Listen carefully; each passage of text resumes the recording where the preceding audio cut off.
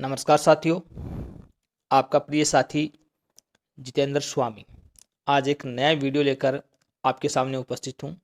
जैसा कि आपको विदित है कि रीट का नया सिलेबस जारी हो चुका है और एसएसटी सामाजिक में एक नई इकाई या एक नया टॉपिक जोड़ा गया है इकाई 11 के अंतर्गत, जिसका नाम दिया गया है बीमा एवं बैंकिंग प्रणाली। इसमें बीमा एवं बैंक के प्रकार, भारतीय रिजर्व बैंक और उसके कार्य, सहकारिता एवं उपभोक्ता जागरूकता। इस इकाई के या इस टॉपिक के कुछ वस्तुनिष्ठ जो प्रश्न है, इसमें अपन वस्तुनिष्ठ प्रश्नों की चर्चा है इस वीडियो में एकदम व्याख्या सहित करने की कोशिश है वो अपन करेंगे। तो बहुत ही महत्वपूर्ण प्रश्नों को शामिल है इस वीडियो के अंतर्गत किया गया है। तो वीडियो को शुरू से लेकर अंत तक अवश्य देखना, और यदि मेरे द्वारा प्रसारित ये वीडियो आपको पसंद आ रहे हैं तो चैनल को सब्सक्राइब अवश्य करें। तो देखते हैं, चलते हैं प्रश्न की ओर। तो देखो, सबसे पहले प्रश्न देखते हैं अपन। बहुत ही महत्वपूर्ण प्रश्नों को समाहित करने की कोशिश है इस वीडियो में की गई है। तो पहला प्रश्न देखिए, देश का केंद्रीय बैंक निम्न कार्य नहीं करता है: समाशोधन गृह का कार्य, नोट निर्गमन का कार्य, सरकार को सलाह देने का कार्य, जनता के लिए बैंकिंग का कार्य। केंद्रीय बैंक इनमें से कौन सा कार्य नहीं करता है? तो केंद्रीय बैंक दोस्तों यहाँ पर 4 नंबर विकल्प है, ये सही है। जनता के लिए बैंकिंग कार्य है, ये केंद्रीय बैंक का कार्य नहीं है। तो 4 नंबर विकल्प है वो आपका यहाँ पर सही हो जाएगा। प्रश्न नंबर 2 की तरफ चलते हैं। व्यापारिक बैंक का कौन सा कार्य नहीं है? व्यापारिक बैंक पूछा दोस्तों, इसका कार्य देखते कौन से नहीं है। ऋण प्रदान करना, जमाएं प्राप्त करना, एजेंसी कार्य करना, विदेशी मुद्रा का क्रय विक्रय करना। तो कौन सा कार्य है वो व्यापारिक बैंक का नहीं है? तो इसका सही जवाब है ऋण प्रदान करना। ये काम है वो व्यापारिक बैंक का नहीं होता है। तो 1 नंबर विकल्प है वो आपका यहाँ सही माना जाएगा। प्रश्न नंबर 3, अगले प्रश्न पे जाते हैं।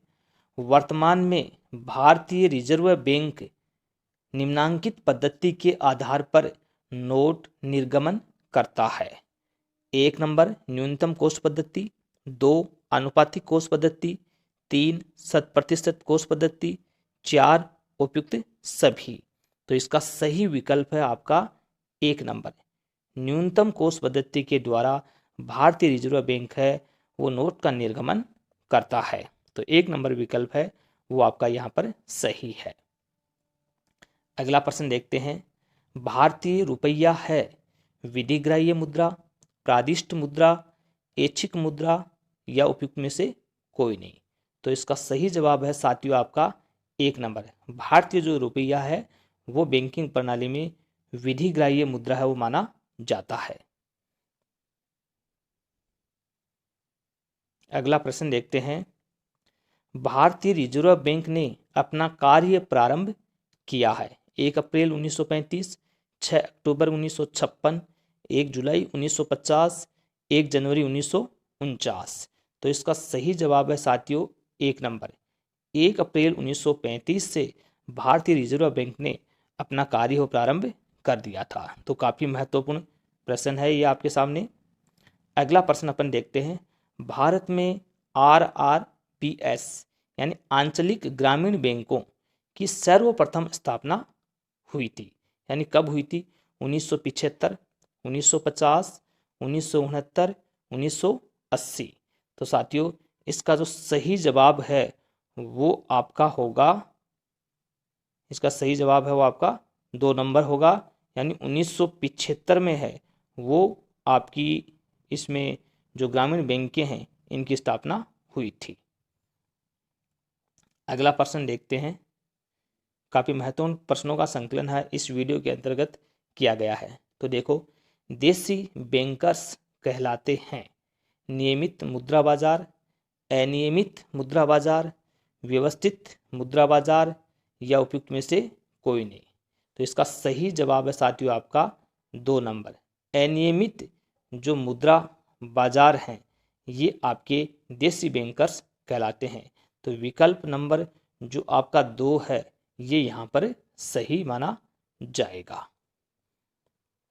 अगला प्रश्न देखते हैं, भारतीय रिजर्व बैंक ऑफ इंडिया द्वारा जारी किए जाते हैं। भारतीय रिजर्व बैंक ऑफ इंडिया द्वारा जारी किए जाते हैं 1 रुपए के अतिरिक्त सभी करेंसी नोट, 100 रुपए के अतिरिक्त सभी करेंसी नोट, सभी करेंसी नोट या केवल 10 रुपए से अधिक मूल्य के करेंसी नोट। तो इसका सही जवाब है साथियों आपका 1 नंबर। 1 रुपए के अतिरिक्त सभी करेंसी नोट होते हैं वो भारतीय रिजर्व बैंक द्वारा जारी किए जाते हैं। 1 रुपए का नोट है वो आरआरबी यानी भारतीय रिजर्व बैंक का वो जारी नहीं करता है। तो काफी महत्वपूर्ण प्रश्न है, इसको विशेष रूप से आपको ध्यान में रखना है। अगला प्रश्न देखते हैं, भारतीय रिजर्व बैंक आरबीआई यानी बैंक है वाणिज्यिक बैंक, केंद्रीय बैंक, सहकारी बैंक, अग्रणी बैंक। तो इसका सही जवाब है आपका 2 नंबर केंद्रीय बैंक। आरबीआई या भारतीय रिजर्व बैंक है ये आपका केंद्रीय बैंक माना जाता है।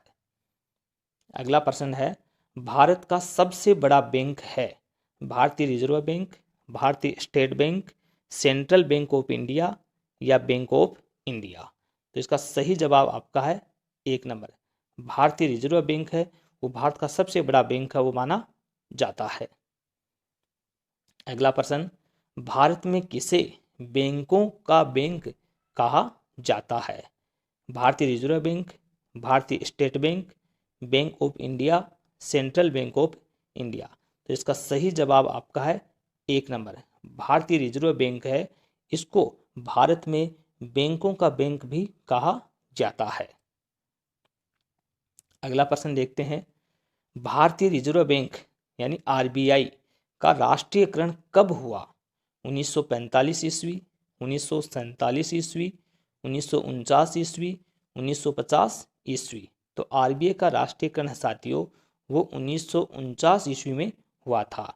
तो तीसरा विकल्प है वो आपका यहाँ पर सही माना जाएगा।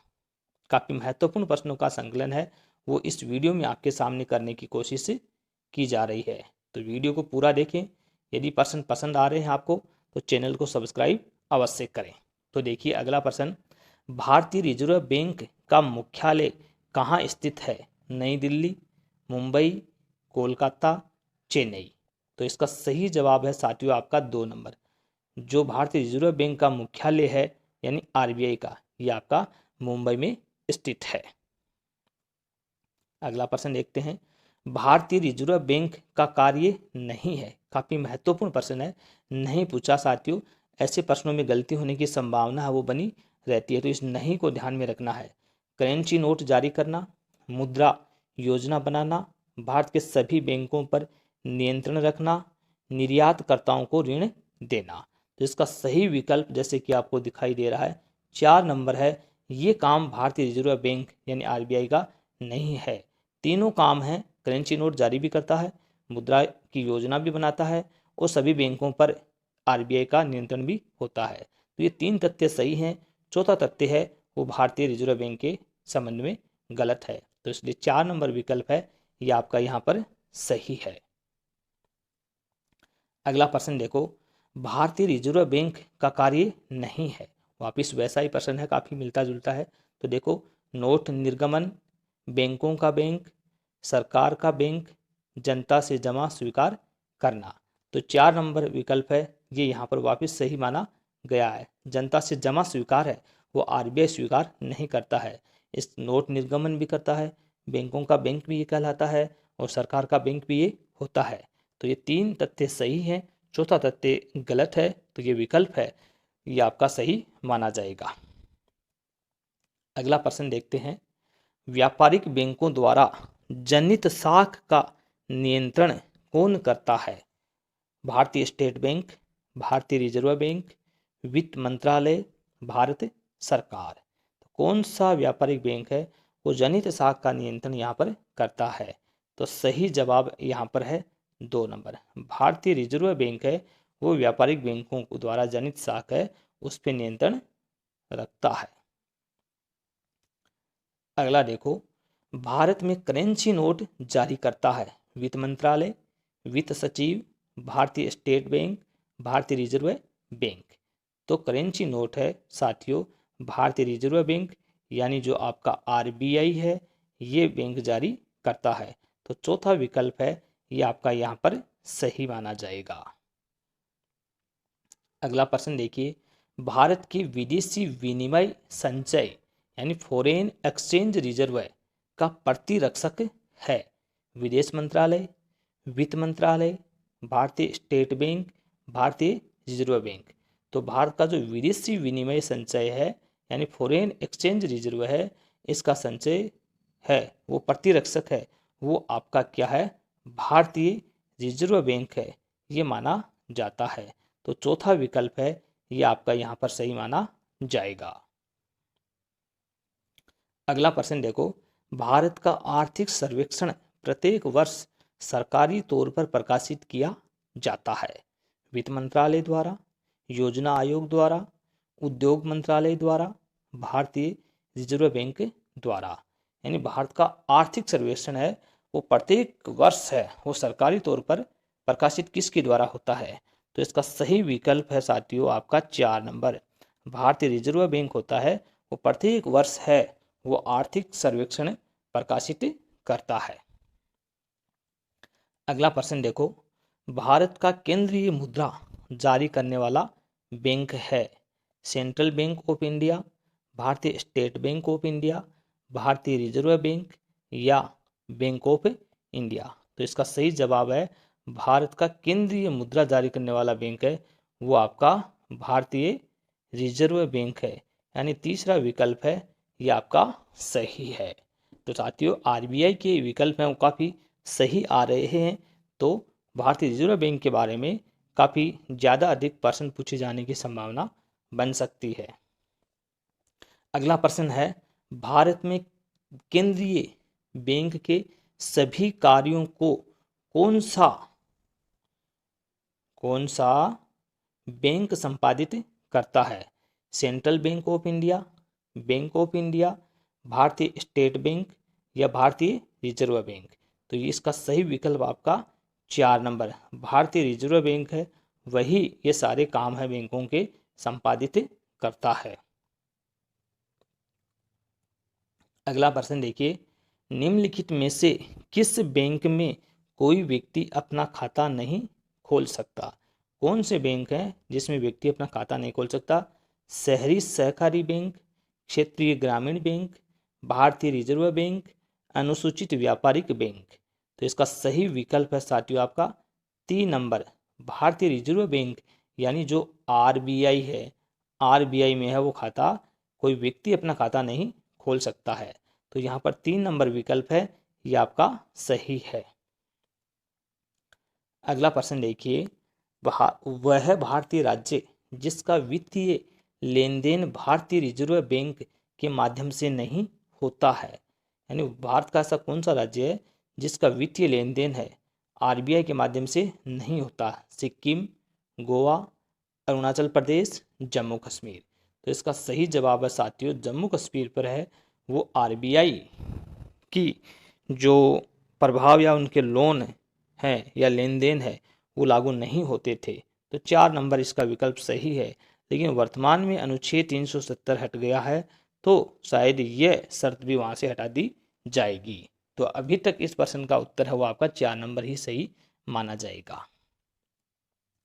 अगला प्रश्न देखो, भारतीय रिजर्व बैंक की मुद्रा नीति का उद्देश्य नहीं है आर्थिक विकास को प्रोत्साहित करना, वांछनीय दिशा में सीधा क्रेडिट, मुद्रास्फीति के दबाव को नियंत्रित करना, सामाजिक न्याय सुनिश्चित करना। यानी आरबीआई की मुद्रा नीति का उद्देश्य इनमें से कौन सा नहीं है। तो 4 नंबर का जो उद्देश्य है यानी सामाजिक न्याय है सुनिश्चित करना, ये आरबीआई की मुद्रा नीति का उद्देश्य नहीं है। बाकी 3 विकल्प हैं वो एकदम सही माने जाएंगे। यानी आर्थिक विकास को प्रोत्साहित भी आरबीआई करता है, वांछनीय दिशा में सीधा क्रेडिट कार्ड है इसका भी ये मुख्य उद्देश्य है, मुद्रास्फीति का दबाव है उसको नियंत्रित करना भी आरबीआई का काम माना जाता है। अगला प्रश्न देखते हैं साथियों अपन, भारतीय रिजर्व बैंक से संबंधित निम्नलिखित कथनों का अध्ययन कर नीचे दिए गए कूट में सही उत्तर चुनिए। तो कूट वाला प्रश्न दिया गया है, देखो पहले कूट तथ्य क्या दिए गए कथन, यह शीर्ष बैंक है तो ये सही कथन है। यह मुद्रा आपूर्ति को नियंत्रित करता है, ये बात भी सही है। यह व्यापारिक घरानों की ऋण प्रदान करता है, यह नाबार्ड के कार्यों का निरीक्षण करता है। तो इसमें सही पूछें साथियों तो इसका जवाब क्या होना चाहिए। तो इसका जवाब जैसे कि आपको बताया गया है कि ये शीर्ष बैंक भी है, मुद्रा आपूर्ति को नियंत्रण भी करता है, व्यापारिक घरानों का है, ये ऋण प्रदान नहीं करता, ये तो गलत है। यहाँ पर नाबार्ड के कार्यों का निरीक्षण भी करता है।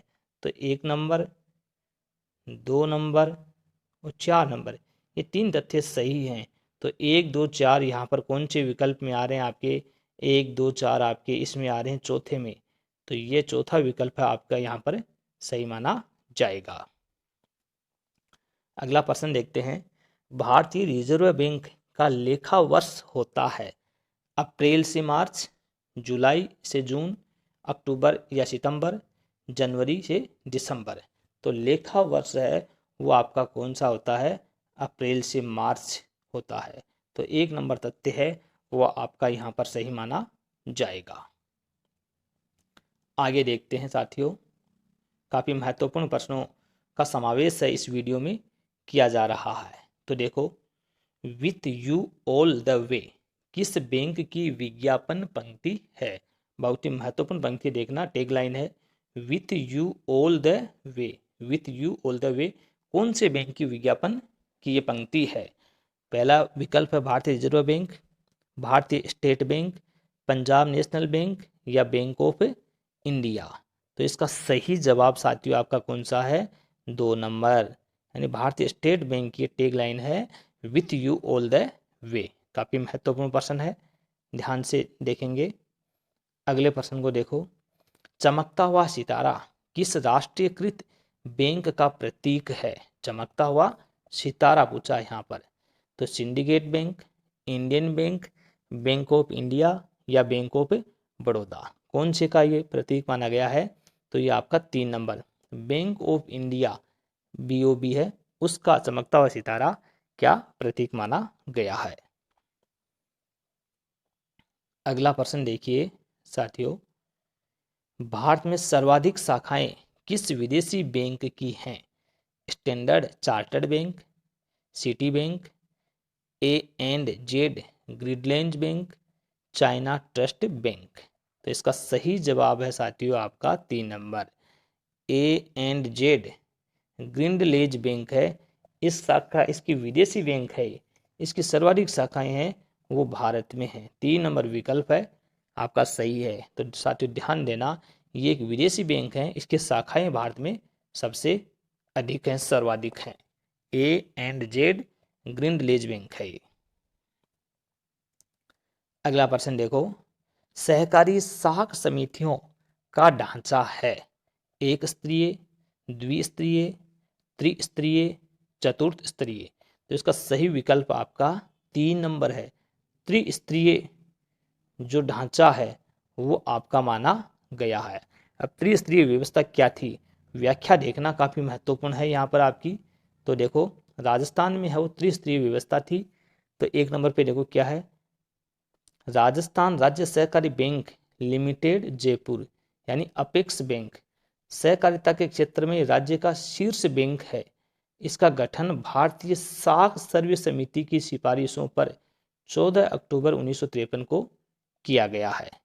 इसका मुख्य उद्देश्य राज्य में अल्पकालीन यानी 5 से 15 माह सहकारी बैंक के योजनाबद्ध विस्तार तथा ग्रामीण स्तर पर सहकारी क्षेत्र में बैंकिंग सुविधाएं उपलब्ध करवाना है। पहली ये व्यवस्था यहाँ पर एक तरह से। दूसरा है आपकी केंद्रीय सहकारी बैंक, इसे जिला सहकारी बैंक है भी कहते हैं। राजस्थान की शहरी जनता की बैंकिंग, सिर्फ शहरी जनता की बैंकिंग आवश्यकताओं की पूर्ति के लिए 1995 में स्थापित की गई। केंद्रीय सहकारी बैंकों को कब स्थापित किया गया था, 1995 में स्थापित किया गया था। यह बैंक उपभोक्ता वस्तुओं के क्रय, मकान निर्माण, कृषि व संबंध कार्यों आदि सुविधाओं के लिए ऋण सुविधा उपलब्ध करवाती है। इन बैंकों द्वारा 3 से 5 वर्ष की अवधि के मध्यमकालीन ऋण हैं वो दिए जाते हैं। तो केंद्रीय सहकारी बैंक है, ये काफ़ी महत्वपूर्ण है। इसको जिला सहकारी बैंक भी कहते हैं। 1995 में इसकी स्थापना की गई थी। सिर्फ शहरी जनता के लिए, शहरी जनता की आवश्यकताएं हैं वो इसके द्वारा पूर्ति की जाती हैं। तीसरी शाखा आपकी त्रिस्तरीय में कौन सी? प्राथमिक साख समितियां। इससे ग्राम सेवा सहकारी समिति भी कहा जाता है। ये समितियां सदस्य कृषकों की अल्पकालीन फसली सहकारी ऋण तथा कृषि आदानों यथा रासायनिक खाद, उन्नत बीज एवं कीटनाशक दवाओं के रूप में उपलब्ध है। यानी प्राथमिक साख समितियां हैं, इसे ग्राम सेवा सहकारी समिति भी कहा जाता है। और इसके सदस्य जो कृषक यानी किसान हैं, उनको अल्पकालीन थोड़े समय के लिए फसली सहकारी ऋण, नगद या कृषि आदानों के लिए खाद है, उन्नत बीज है, कीटनाशक है, इनके रूप में ये जो साख समितियां होती हैं वो सहायता उपलब्ध कराती हैं। तो काफ़ी महत्वपूर्ण ये प्रश्न था। ध्यान से देखेंगे कि सहकारी समितियों का ढांचा है वो कितने 3 स्तरीय है, वो राजस्थान में माना गया है। ये RAS प्री में, ध्यान देना साथियों, RAS प्री 1994 में ये प्रश्न आ चुका है। तो काफ़ी प्रसिद्ध प्रश्न है ये। सहकारी साख समितियों के 3 प्रकार के ढांचे हैं वो राजस्थान में माने गए हैं। अगला प्रश्न देखते हैं साथियों, काफ़ी महत्वपूर्ण प्रश्न है। अगला भी आपके लिए ध्यान से है, वो आपको इन प्रश्नों को आप देखना। देखो अगला प्रश्न काफ़ी महत्वपूर्ण है, ये भी आपके लिए। राजस्थान के प्रत्येक जिले के सहकारी बैंक का नाम है?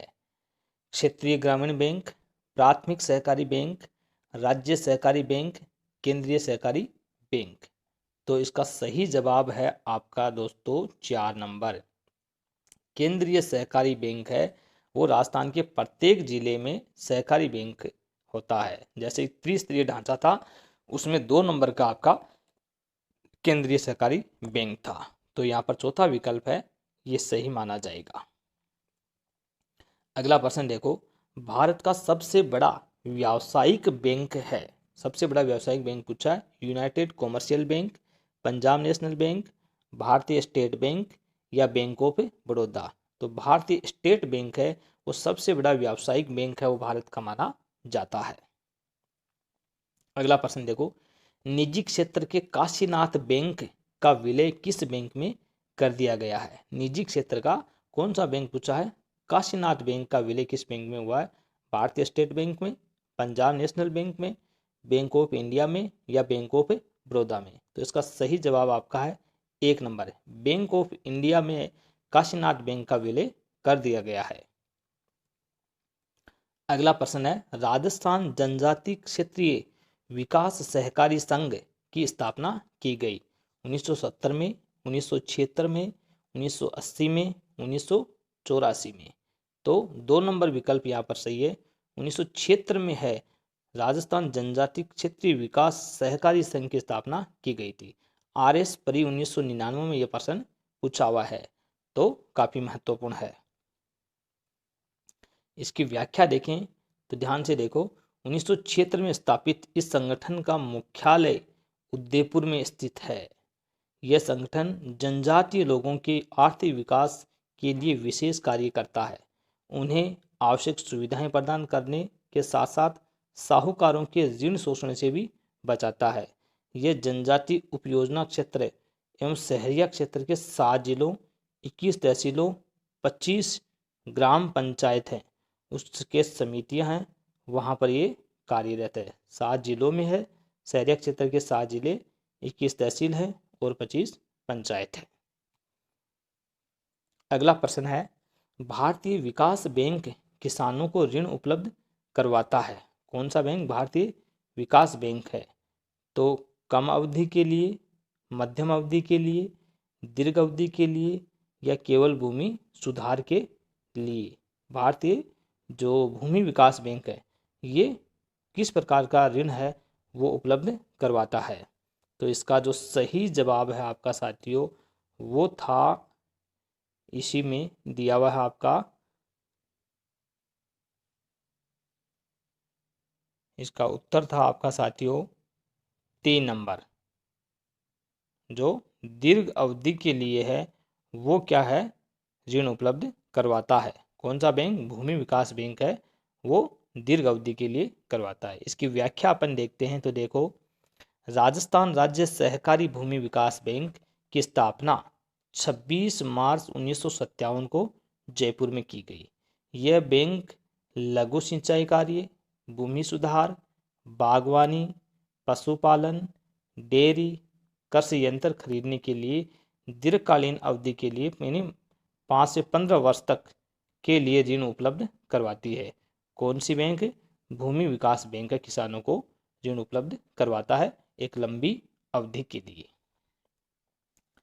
अगला प्रश्न देखो साथियों, काफी महत्वपूर्ण है। राजस्थान राज्य भूमि विकास बैंक का प्रधान कार्यालय है। वनरक्षक जो परीक्षा है 2013 में यह प्रश्न पूछा गया था, जयपुर, गंगानगर, अजमेर, कोटा। तो भूमि विकास बैंक है वो आपका 1 नंबर विकल्प यानी जयपुर में इसका प्रधान कार्यालय स्थित है। अगला प्रश्न देखते हैं, राजस्थान राज्य डेयरी विकास निगम की स्थापना किस वर्ष की गई थी। बहुत ही महत्वपूर्ण प्रश्न है ये भी। राजस्थान राज्य की डेयरी विकास निगम की स्थापना कब की गई थी, 1970, 1975, 1980, 1985।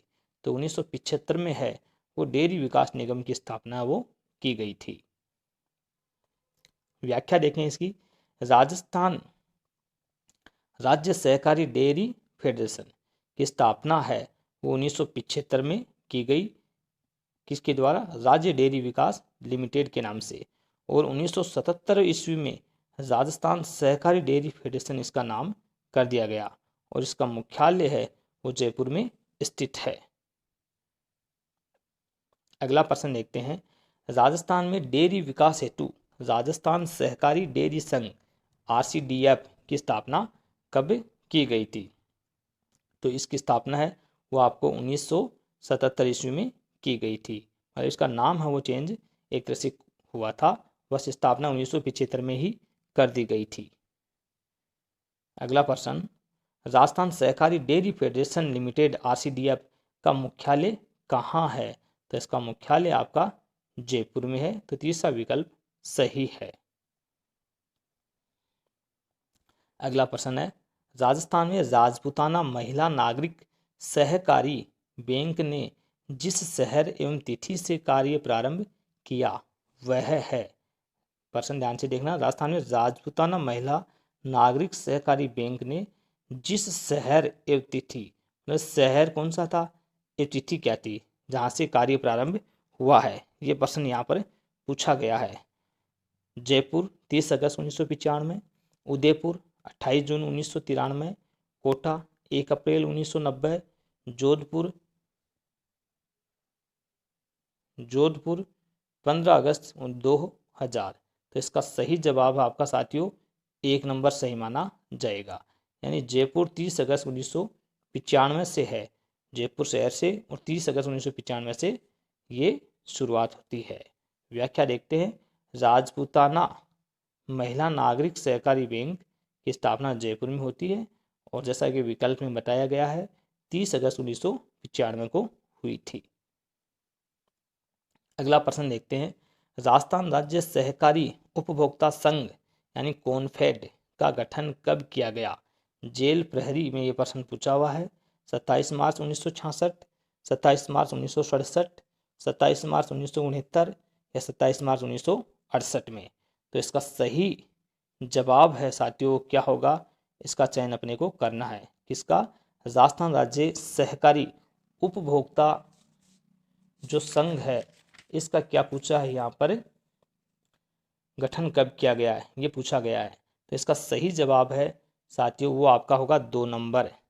2 नंबर में 27 मार्च 1967 है, उस समय कॉनफेड की स्थापना वो या इसका गठन किया गया था। अगला प्रश्न देखते हैं, यदि इसकी व्याख्या देखें तो ध्यान से देखो, राज्य में राजस्थान राज्य सहकारी उपभोक्ता संघ यानी कॉनफेड, इसका शॉर्ट नाम है, आम उपभोक्ताओं के निर्माताओं से सीधी वस्तुएं खरीदकर गुणवत्तापूर्ण आवश्यक उपभोक्ता सामग्री उचित कीमतों पर उपलब्ध कराने में प्रयासरत जिला स्तरीय सहकारी उपभोक्ता भंडारों की जयपुर स्थित शीर्ष संस्था है, जो 27 मार्च 1967 को इसकी स्थापना की गई। तो इसकी तिथि काफी महत्वपूर्ण है, इसको ध्यान आपको रखना है। आगे देखो, सहकारी शीत भंडार वाले 2 जिले हैं, अजमेर जोधपुर, जयपुर अलवर, कोटा भरतपुर, ब्यावर भीलवाड़ा। तो ये कौन से 2 जिले हैं? ये आपके हैं जयपुर और अलवर। तो 2 नंबर विकल्प यहाँ पर सही है, सहकारी शीत भंडार के 2 जिले हैं। इस प्रश्न की व्याख्या अपन देखते हैं। देखो, राजस्थान राज्य सहकारी क्रय विक्रय संघ यानी राजफीड इस संस्था का शॉर्ट नाम है। यह कृषकों की उन्नत कृषि आदानों की आपूर्ति सुनिश्चित करने तथा उनकी उपज का उचित मूल्य दिलाने में प्रयासरत प्राथमिक क्रय विक्रय यानी विपणन सहकारी समितियों की शीर्ष संस्था है, सबसे उच्चतम संस्था है। इसका गठन 26 नवंबर 1957 को जयपुर में किया गया था। इसका मुख्य कार्य क्रय विक्रय सहकारी समितियों के माध्यम से राज्य के किसानों की खाद, दवाइयाँ, बीज, विभिन्न प्रकार की जो कृषि यंत्र उपलब्ध करवाने, कृषि उत्पाद की खरीद व बिक्री समुचित व्यवस्था करवाना इनके प्रमुख उद्देश्य माने गए हैं। इनके अधीन अग्रलिखित इकाइयां कार्यरत है। कौन कौन सी? पशु आहार संयंत्र झोटवाड़ा, जयपुर 1971 से कीटनाशक दवाइयों का उत्पादन झोटवाड़ा में, जो जयपुर में 1969 से 70 में स्थापित हुआ था ये, और सहकारी शीत भंडार जयपुर और अलवर में है। तो ये काफी महत्वपूर्ण जानकारी थी इस प्रश्न से जुड़ी हुई। अगला देखते हैं, भारत में उपभोक्ता संरक्षण अधिनियम किस वर्ष लागू हुआ था? भारत में 1982, 1986, 1988, 1991। तो सही जवाब है 1986 में उपभोक्ता संरक्षण अधिनियम वो लागू हो गया था। ये प्रश्न पहले भी पूछा जा चुका है। रीट एग्जाम लेवल सेकंड में 2012 में आया था और 2016 में भी ये प्रश्न पूछा जा चुका है, रीट लेवल सेकंड और फर्स्ट दोनों में। इसकी व्याख्या देखते हैं उपभोक्ता संरक्षण अधिनियम की, तो ध्यान से देखना साथियों, काफी महत्वपूर्ण है। उपभोक्ता संरक्षण अधिनियम 1986, 24 दिसंबर 1986 को उपभोक्ता संरक्षण कानून पास किया गया, जो 15 अप्रैल 1987 को जम्मू कश्मीर को छोड़कर समस्त भारत में लागू हो गया। तो जब 15 अप्रैल 1987 को लागू हुआ था तो जम्मू कश्मीर में नहीं हुआ था, बाकी सभी स्टेट में हुआ था। सरकार द्वारा स्पष्ट रूप से छूट प्राप्त सामानों सेवाओं को छोड़कर यह अधिनियम सभी सामानों सेवाओं पर लागू होता है। सरकार ने 24 दिसंबर को राष्ट्रीय उपभोक्ता दिवस घोषित किया है। काफी महत्वपूर्ण जानकारी है, इसको भी ध्यान से आपको रखना है। तो राष्ट्रीय उपभोक्ता दिवस है वो 24 दिसंबर को मनाया जाता है, क्योंकि इस दिन राष्ट्र ने ऐतिहासिक उपभोक्ता संरक्षण अधिनियम 1986 को स्वीकृति दी थी, जिसके कारण ये दिवस उपभोक्ता दिवस घोषित किया गया। इसके अलावा हर वर्ष 15 मार्च को विश्व उपभोक्ता अधिकार दिवस के रूप में मनाया जाता है। तो 2 तथ्य निकलकर आपके यहाँ सामने आए हैं कि 24 दिसंबर को तो राष्ट्रीय उपभोक्ता दिवस है और 15 मार्च को विश्व उपभोक्ता दिवस है। तो 2 दिवस उपभोक्ता दिवस से संबंधित हो गए, इनको भी विशेष रूप से आपको ध्यान देना है। तो साथियों, ये कुछ महत्वपूर्ण प्रश्न थे आपके लिए, जो बैंकिंग प्रणाली वाला अपना जो टॉपिक है वहाँ से इन प्रश्नों को आपके सामने समझाने की कोशिश की गई है। तो ये वीडियो आपको अवश्य ही पसंद आया होगा। यदि वीडियो पसंद आया है तो चैनल को क्या करें, आप सब्सक्राइब अवश्य करें, SUBSCRIBE सब्सक्राइब करें चैनल को। काफ़ी महत्वपूर्ण प्रश्न है वो आपके सामने प्रस्तुत करने की कोशिश की है एकदम सरल भाषा में। चैनल का नाम है JK स्वामी SWAMI। बहुत बहुत धन्यवाद साथियों आप सभी का।